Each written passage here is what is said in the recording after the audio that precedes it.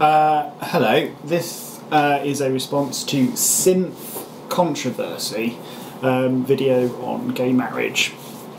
I like your video. I think it's an interesting perspective from the sort of moderate Christian viewpoint. I would take issue with what you say. I mean, I don't think you've offended me. And I don't feel offended, and frankly, if I did, so what? It's your video is by no way the most offensive video on YouTube, and you express yourself fairly clearly. However, I would suggest that there's a few problems with what you're saying and what you're claiming.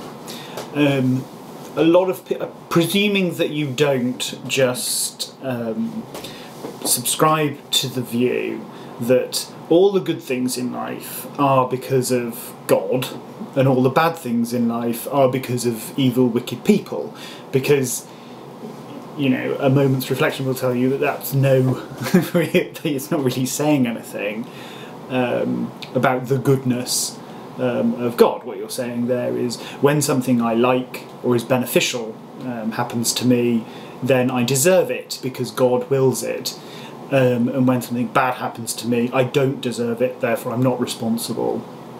And, you know, it must be some fault or some failing. Now, when you've also got a book, like the Bible, which says, you know, being gay is bad, if your children cheek you, then stone them to death, and all this sort of thing. And I know from other videos that you've done, you don't necessarily believe that, you know, everything, the Bible is infallible.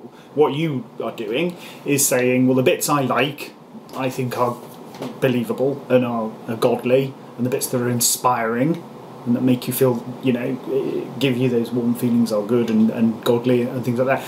And as you say, it's a theme that's going through I think your philosophy on Christianity, which is to say that I think that the bits you agree with, you're saying are good because there's some God, when really you're giving credit to the wrong place. You think you're a good person. I think you have these naturally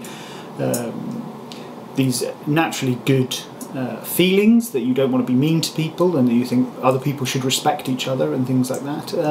But you oughtn't to think that those impulses and those beliefs come from the Bible. They don't. They don't come from God. They don't come from Jesus. They're just as much part of you as they are for many people around the world, including myself, who don't subscribe or believe in a God. Do you know what I mean? You should take credit where credit's due. You know, you're trying to do the right thing. I think what you need to be partly careful of is, one, saying that being gay is a genetic malfunction. You almost certainly have no evidence whatsoever to back up that position. By all means, say that your God doesn't like gay people, and you know, to be honest, it's enough for you to say that, because you can believe anything on the basis of something that you cannot prove. But you know, don't start saying that it's a genetic malfunction, because as I made a comment on the thing, but having finished watching the video before commenting, as I suppose you ought to, it would be very difficult to say what the difference is then between that position and somebody saying that being black is a genetic malfunction. I've got nothing against it. I'm not racist. I don't think people should be racist, but we all need to know that it's a genetic malfunction and God wants it to be different. Hopefully you can see that, you know, when you sort of wander down that route of reasoning, you have to let in all those other far more distasteful views. Also, a lot of people would say that Jesus, a lot of Christians say that Jesus acts through them to see his intentions done.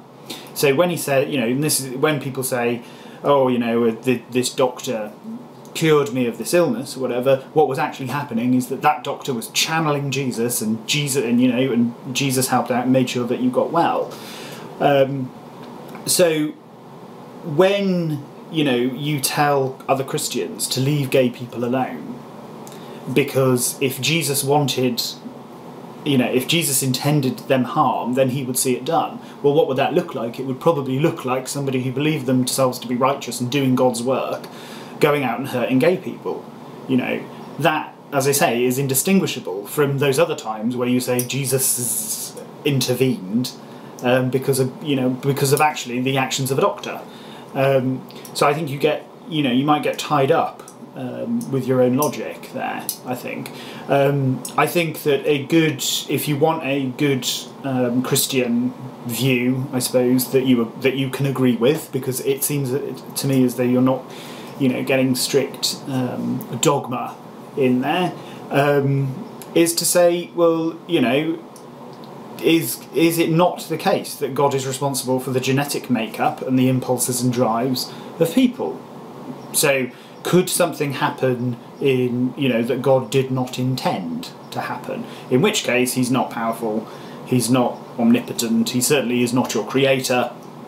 And then you might go on to argue, well, look, there was a good, I forget what state he was from, but I did hear one guy say, how many gay people does God need to create before we take the hint that, God doesn't have a problem with gay people?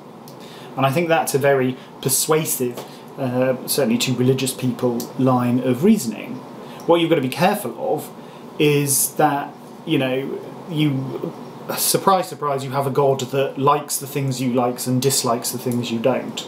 And I did think it was quite interesting that you seem not to be instinctively homophobic, but then insist that you have divined that God thinks that homosexuality is sinful.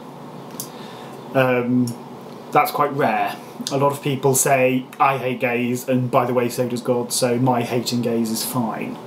Like I say, I don't pretend to understand the mysteries of the wonders that having an imaginary friend can bring to somebody's life. It might well be the case that God is talking to you directly, in which case I would suggest seeking some sort of help.